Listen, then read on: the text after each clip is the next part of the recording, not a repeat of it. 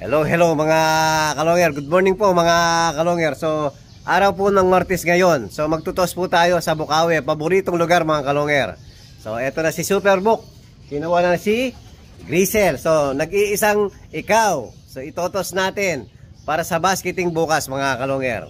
So, kasama natin si Paring J. Ayan. Demer, please. Sabi mo, Webes. Merklis po ang basketing. Sabi ni Superbook, Webes. Sisirain niya yung kondisyon ko mga kalonger.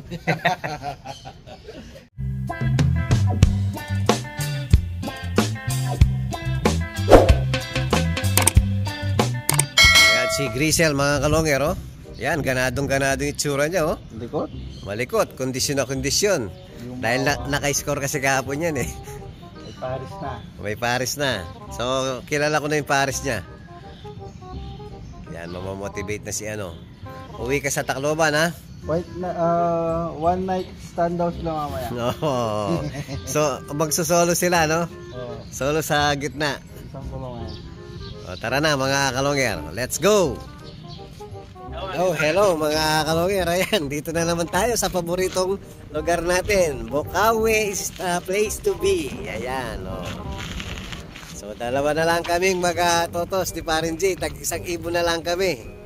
Wala na po linalaban yung mga kasama natin. 101. Yan, oh.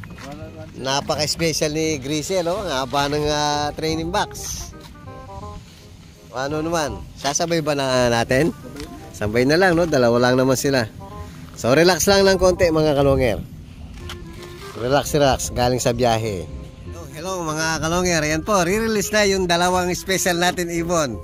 Isa kay Parin J, tsaka isa sa atin, oh. Release! Yun, si Grisel, no? Dalawa na lang. Tapos hindi pa magkakasundo niyan, no? Nagsabay. Meron silang nakasabay, oh. Humiwalay. Ayan. Ayan. Alam na alam din daan, oh. Durog mo pa. May nakatagal tang sasabihin. Ayan, oh, may nakasabay na isa. Wala, hindi pang karera yun.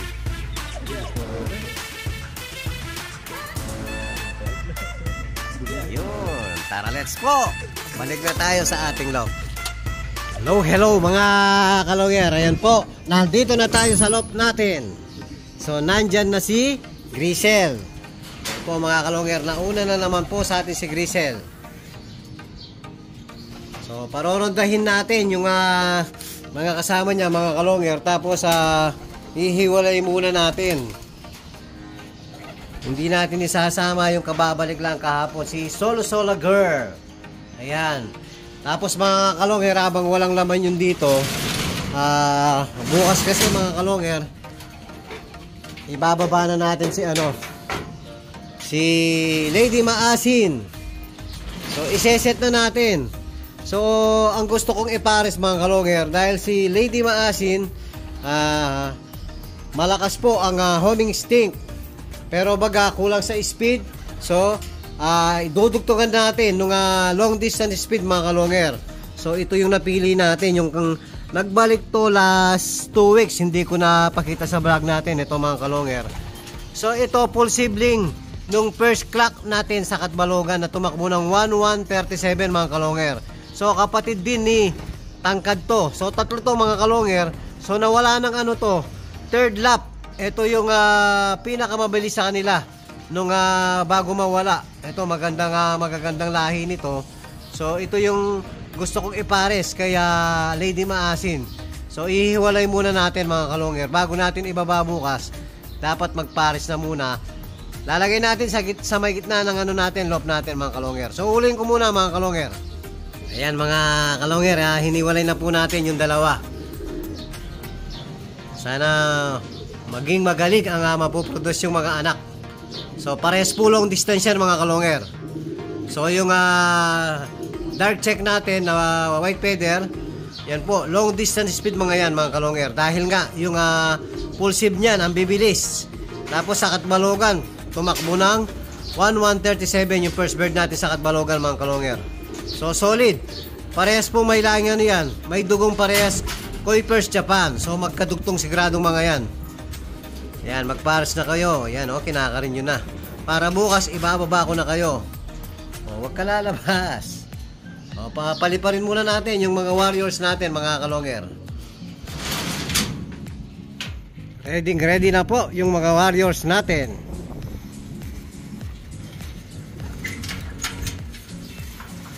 Lipad! Lipad! May natira pa. Talagang kayo, ha? Baba.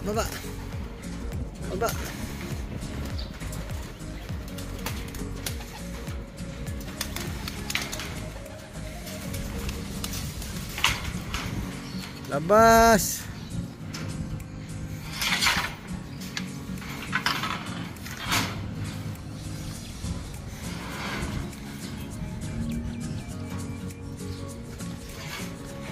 Walang iya. Inubos mo yung oras.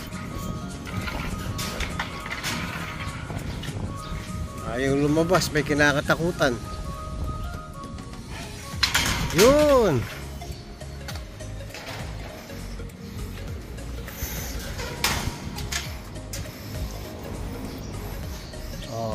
Lumayo na agad, oh.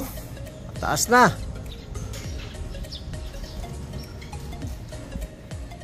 Hello mga kalonger. Ayan po, dumapo na yung iba.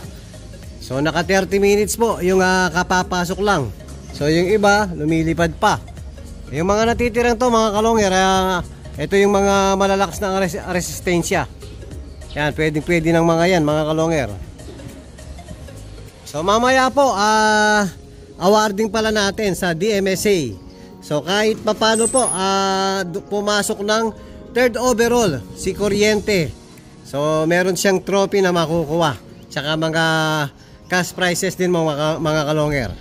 So tutuloy natin ang vlog natin mamaya sa awarding sa DMSA mga kalonger. Hello mga kalonger. Ayun po, pupunta na po tayo sa DMSA awarding. So kasama natin si Paring Mike. Ayan po, kanina pa naghihintay.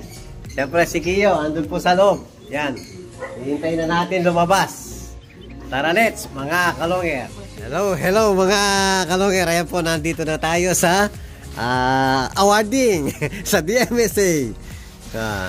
So eto po yung saan yun sa atin? So eto po. Medyo kinapos lang. Ito dapat yung sa atin, first overall. So eto po, 3rd overall champion kay Kuryente. So yung isa, yung lap champion natin mga kalonger. Sa kanya pa rin yan. Bali nakadalawang trophy si Kuryente. Yan, tapos may certificate po. Sa kanya So din dami ayan. Naga lap champion. Naga ba yun? Naga pala. Kala ko Legazpi. Yan, mga pulling winner. Yan, Legazpi Albay. Sa kanya lahat. Puro sa kanya, no? Ito yung pang-swerte ko, si Eunice. Ito, ano pangalan mo? Eunice. No, Eunice. So, ayan, mayroon tayong mga kasamaan kalapatids. Kukuha din natin ng mga trophy, no, idol? Yan, si Paring Mike. Pakita mo yung trophy mo, pare. Yan, ang tropa natin. 4th overall champion naman, si Paring Mike. Nakakuha ng 1.5 million. Yan, bawi! Pabalato po kayo kay Paring Mike. Yan,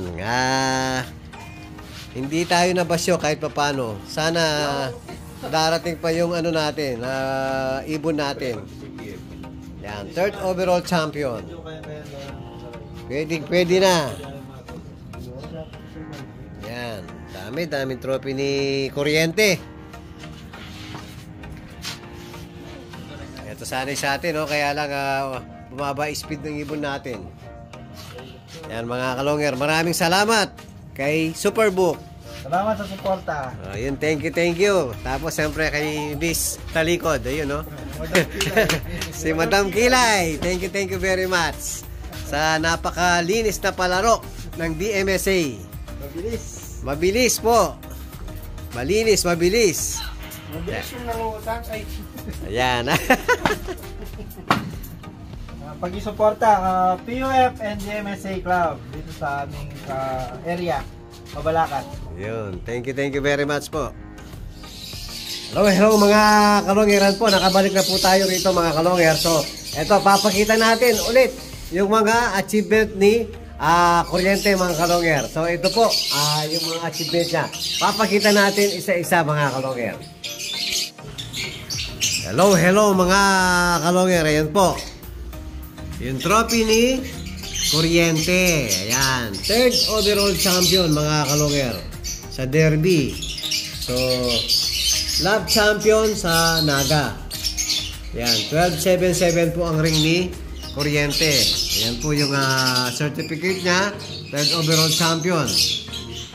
Tapos, Naga lab champion. Tapos, nanalo rin siya ng pooling ng Naga mga kalonger. Tapos, nanalo rin ng winner take all, Legazpi Albay. Tapos nanalo na naman ng pooling sa Gumaca, Quezon. Yan po. Daming certificate ni Kuryente. Nakadalawang trophy siya, tsaka 5 certificate po. Yan, maraming salamat. Sana darating ang araw, makabalik pa si Kuryente mga kalonger.